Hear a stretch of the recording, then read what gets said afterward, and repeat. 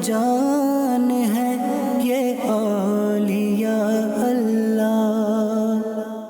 হযরত লাল শাহবাজ কালান্দার রহমাতুল্লাহি তাআলা আলাইহি সিন্ধু অঞ্চলের পবিত্র ভূমি, যেখানে বহু শতাব্দী আগে কুফর ও শিরিকের অন্ধকার এবং অবিশ্বাসের ছায়া বিরাজ করত, যেখানে আলোকিত হয়ে এক মহান অলির আগমনে হেদায়েতের প্রদীপ জ্বলে উঠল এবং মানুষের হৃদয়ে আলোর দিকে ফিরে এলো। হযরত লাল শাহবাজ কালান্দার সৈয়দ ওসমান মারুন্দি কাজেমি হানাফি কাদেরি রহমাতুল্লাহি তাআলা আলাইহি সাহুন শরীফের দাদু জেলায় পৌঁছালেন এবং ভ্রান্ত হৃদয়কে ইসলামের সরল নীতির সাথে পরিচয় করালেন।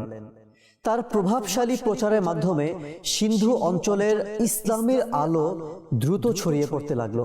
মানুষ প্রভাবিত হয়ে ইসলামের ছায়াতলে আশ্রয় নিতে শুরু করলো। হযরত লাল শাহবাজ কালান্দার সাদাত পরিবারের সন্তান ছিলেন। প্রচলিত বাণী অনুযায়ী তার শুভ জন্ম 538 হিজরি মোতাবেক 1143 খ্রিস্টাব্দ আজারবাইজানের মারুন্দি শহরে। সেই কারণেই তাকে মারুন্দি বলা হয়। তার গৌরবময় নাম সৈয়দ মুহাম্মদ ওসমান এবং তিনি লাল শাহবাজ উপাধি দিয়ে প্রসিদ্ধ হয়েছেন। তার বংশের সূত্র 13 ধাপ পেরিয়ে হযরত ইমাম জাফর সাদিক রাদিয়াল্লাহু তাআলা আনহু পর্যন্ত পৌঁছায়। প্রাথমিক শিক্ষা তিনি তার পিতার তত্ত্বাবধানে অর্জন করেছিলেন।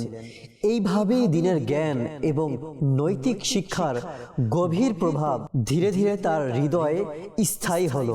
জ্ঞান ও আধ্যাত্মিক শিক্ষার তাগিদে যখন তিনি কারবালার পবিত্র ভূমিতে পৌঁছালেন, তখন হযরত শায়েখ আবু ইসহাক সৈয়দ ইব্রাহিম রহমাতুল্লাহি তাআলা আলাইহির তত্ত্বাবধানে আনুগত্য গ্রহণ করলেন। প্রায় 12 মাস ধরে তিনি পীরের তত্ত্বাবধানে আধ্যাত্মিক সাধনার ধাপ সম্পন্ন করলেন। হযরত লাল শাহবাজ কালান্দার দ্বীন ইসলামের খিদমতের জন্য কোনো নির্দিষ্ট স্থান নির্ধারণ করেননি, বরং অজানা পথে চলতে চলতে শহর থেকে শহরে, গ্রাম থেকে গ্রামে নেকির দাওয়াত দিতে রইলেন।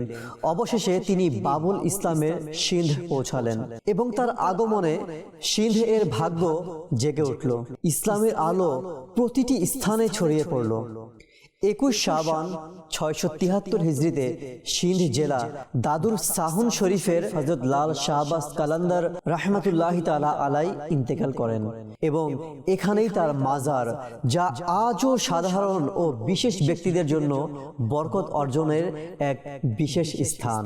সাল্লু আলাল হাবিব সাল্লাল্লাহু তাআলা আলা মুহাম্মদ।